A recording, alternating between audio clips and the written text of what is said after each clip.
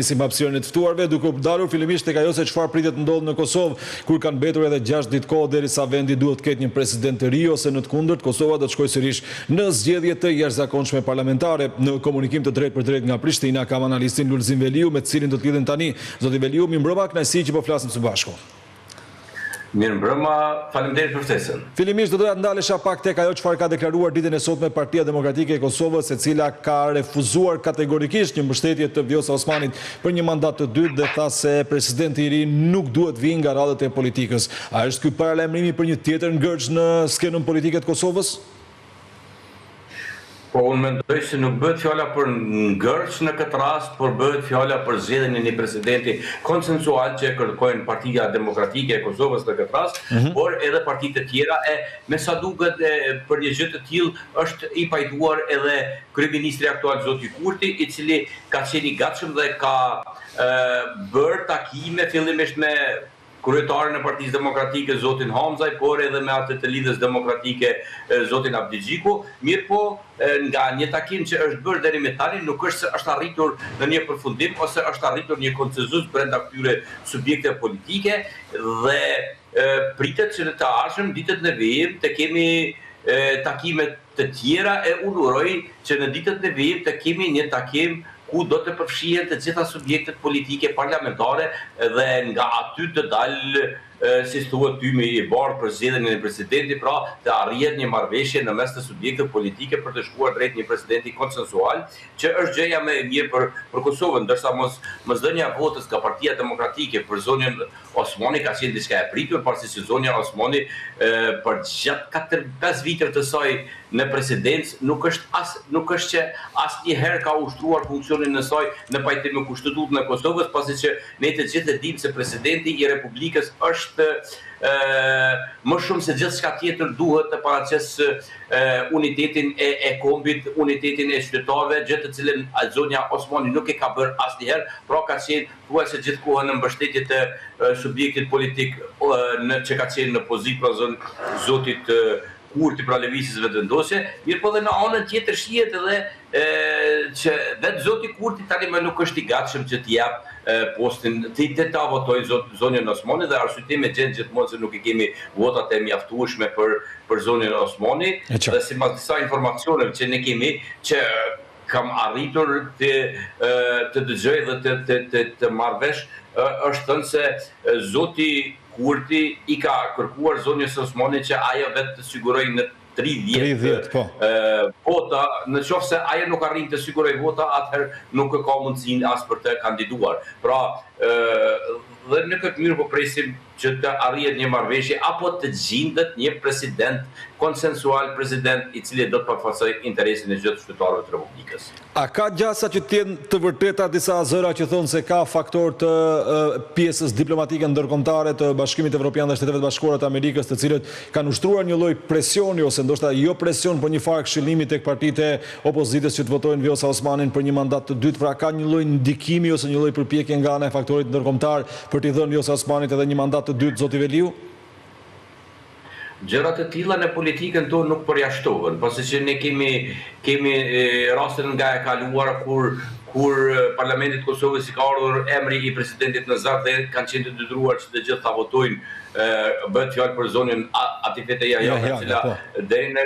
deri më tani njihet si e vetmja presidente që vjen jashtë politikës, pra jo nga subjektet politike. Mirë po, vetë deklarimi i Partisë Demokratike sot se ne nuk do të kemi vot për zonjën Osmani e bën gati të pamundur zgjedhjen e saj, pasi që Lidhja Demokratike ka vetëm 15 deputet, ata do të ishin të mjaftuar për të bashkuar me lëvizje vetëvendosje, mirë po brenda grupit parlamentar të Lidhjes Demokratike ka përqendrë të mëdha dhe janë një pjesë e tyre që në asnjë mënyrë nuk do ta votojnë zonën Osmani për presidente. Edhe pse ndoshta vetë kryetari Abdigjiku do të ishte i pajtimit dhe do të jepte votën për zonën Osmanin, janë një pjesë e deputetëve të cilët nuk janë të gatshëm ta votojnë zonën Osmani për presidente. Dhe një gjë të tillë tha dhe vetë Kurti para 2-3 ditësh në një intervistë kur tha se ne nuk guxojmë të futemi me kaq pak numra, pasi që në mungesë të vetëm njerit nga deputetët, atëherë do të shkojmë në zgjedhje të parakoshme.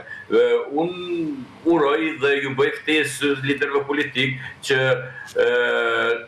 të gjejnë rrugën, të gjejnë mundësinë, të zgjedhin presidentin dhe të mos shkohet edhe një herë në zgjedhje, pasi kjo është e dëmshme për vendin dhe është shumë e panevojshme në këtë situatë në të cilën ndodhemi tani. A e përdori politikisht familjen Jashari Albin Kurti kur tha se kishte patur një takim tek ta dhe se mund të ishte dikush për tyre president i Republikës së Kosovës në mandatin tjetër para pas Vjosa Osmanit, teksa ditën e djeshme pati një reagim që bëri bujën e gjitha mediave në Kosovë, ku Murat Jashari, një prej emrave të përfolur, tha se nuk do ta pranojë askush prej tyre postin e presidentit, zoti Veliu.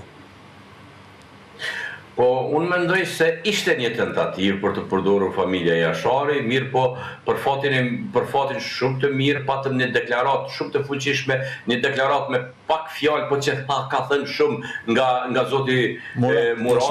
Murat Jashari, i cili e bëri shumë të qartë se familja Jashari është familje të gjithë shqiptarëve dhe të gjithë shqiptarët janë të asaj familje dhe ata nuk dëshirojnë që në asnjë mënyrë të inkriminohen në politikë, e në këtë mënyrë nuk pranohet as edhe propozimi për të qenë kandidat për president. Pra, mundësia që është parë nga shumë analist, që është parë nga shumë qytetarë të Republikës Kosovës, e ndoshta edhe nga subjektet politike, se në këtë mënyrë do të arrihet konsenzusi, nuk ekziston tani, pasi që familja Jashari nuk kanë kandidat për president. Mirë po, sot përveç asaj që thatë ju se Partia Demokratike ka deklaruar, kemi edhe një vetë deklarim të një ish zyrtarit Partisë Demokratike se është i gatshëm për të marrë përgjegjësinë dhe për të sakrifikuar në një farë mënyrë për të marrë postin e presidentit. Është një e sheh veten si shumë konsensual, edhe pse për një periudhë të gjatë ka qenë antar i kryesisë Partisë Demokratike, është njëri nga hartuesit e Kushtetutës Republikës Kosovës, mirë po deri më tani nuk kemi një deklarim nga forcat politike. Që është për kë bëhet fjalë, zotë Veliu? Bëhet fjalë për Arsim Bajramin. Ai ka deklaruar që mund të jetë një emër i cili mund të marrë mbështetjen edhe të forcave tjera politike për të bërë president, po. Ka qenë i gatshëm që të jetë kandidat si kandidat konsensual. Mirë po, nuk kemi asnjë deklarim nga forcat e tjera, nga forcat politike, pra as nga vetë Partia Demokratike, pjesës e cilës ka qenë për një kohë të gjatë, jo vetëm si antar i kryesisë, por edhe ka shtruar edhe funksione qeveritare, pra ka qenë disa herë edhe ministër. Zoti Veliu, por Ramush Haradinaj është kandidat i mundshëm, duke marrë parasysh se ai e dha dorëheqjen nga Partia Aleanca për Adhurimin e Kosovës, si kryetari i saj, fillimisht u raportua se kjo gjë ndodhi për shkak të disa problemeve shëndetësore, po vonë pavarësisht se u raportua që nuk i ka marrë dot 30 votat e nevojshme që duhet për të propozuar si kandidat për president, ai e ka një ambicje të vjetër dhe të fjetur për të bërë president pra dhe kreu i Republikës së Kosovës. Ka gjasa ai nëse propozohet nga lëvizjeve të vendosje, e merr mbështetjen e partive të tjera opozitare? Për një gjë të tillë, zoti Haradinaj është deklaruar shumë herë, ka shprehur interesin e tij, ka shprehur dëshirën e tij për të qenë presidenti i Republikës, gjithmonë e ka bërë atë të jenë presidenti i Republikës dhe ta çojë Kosovën drejt antarësimit në NATO. Mirë po unë mendoj se jo, zoti Haradinaj, po asnjë kandidat tjetër nuk do të marrë votat e partive politike pa një marrëveshje politike. Pra, ajo është rruga përmes së cilës do të zgjedhet presidenti i ri, pa marrë parasysh emri i tij cili do të jetë. Edhe unë një gjë të tillë ka menduar në momentin kur zoti Haradinaj ka dhënë dorëheqjen nga detyra e kryetarit të Partisë Aleanca për Armërinë e Kosovës, mirë po një gjë nuk duhet të harrohet se zoti Haradinaj gjatë një periudhë të gjatë kohore ka qenë njëri nga njerëzit që e ka akuzuar zotin Kurti, ndoshta e ka tejkaluar të gjithë duke thënë se është edhe bashkëpunëtori i Serbisë, e në një rast të tillë duke di se si e ka menduar që do të arrijë të marrë votat e lëvizjes vendose, përderisa deri para në fushatën e kaluar dhe para asaj fushate ka thënë se e ka thirrur si Albin Serbia, pra një personalitet që është i Serbisë. Nuk i kuptoj këto gjëra, po unë nuk e besoj që një gjë të tillë do arrihet, pasi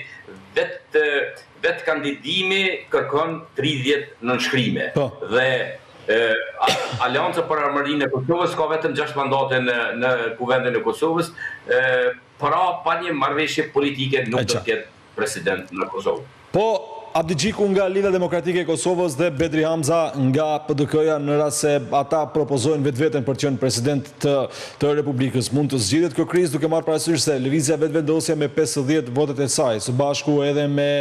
po themi pjesën e partive jo serbe, ata mundet që ta zgjedhin presidentin pra me secilën prej forcave politike të opozitës për shkak të rezultateve të 28 dhjetorit, edhe me LDK-n edhe me PDK-n. Përjashtohet si mundësi apo mund të ekzistojë ambicia politike edhe tek Abdi Xhiku edhe tek Bedri Hamza për të marrë postin e presidentit? Unë mendoj se kjo duhet të përjashtohet si mundësi, pasi ne vetë dëgjuam edhe deklarimin e Partisë Demokratike që jemi për një president konsensual dhe nga subjektet politike. Dhe në qoftë se ata do dalin me propozimin e kryetarit të tyre për president, atëherë ku mbesin parimet, për çfarë parimes politike po flasim. Pra unë një gjë të tillë e përjashtoj, por unë uroj që liderët e subjekte politike të kenë një takim të përbashkët, takim nga i cili do të dalë një emër që do të jetë i pranueshëm për shumicën e deputetëve apo për 2/3 sa i kërkon Kushtetuta e Kosovës, dhe të kemi presidentin pasi që është e tepërt që Kosova të shkojë edhe një herë në zgjedhje të parakoshme. Po përjashtohen këto zgjedhje të parakoshme zotë Veliu, apo duke marrë parasysh se kanë mbetur vetëm edhe 6 ditë, 5 duke nisur nga mëngjesi i nesërm deri në zgjedhje të kësaj situate, mund të ndodhë që nuk ka asnjë skenar tjetër pra dhe vendi shkon në zgjedhje të parakoshme? Po një gjë e tillë nuk mund të përjashtohet tërësisht. Është ajo çfarë pret Kosovën në qoftë se nuk do të kemi një konsenzus politik. Por unë uroj që subjektet politike t'i thrasin mendjes dhe ta dinë se Kuvendi i Republikës së Kosovës për një vit nuk ka mbajtur asnjë seancë. Pra për gjatë gjithë vitit 25 nuk e kemi pasur asnjë seancë pune të Kuvendit të Republikës së Kosovës. Dhe në qoftë se e vazhdojmë edhe vitin 26, prapë edhe pas zgjedhjeve duhet të ulemi sërish e të zgjedhim të krijojmë qeverinë, po pas krijimit të qeverisë duhet prapë të ulemi dhe të gjejmë emrin i cili duhet të bashkojë votat për president. E qartë. Pra është shumë më mirë që një gjë e tillë të bëhet para se të shkohet në zgjedhje sesa të shkojmë edhe një herë në zgjedhje. E qartë. Shumë faleminderit për këto minuta zotë Veliu, ishte kënaqësi që folëm së bashku. Faleminderit, kënaqësia është e ija.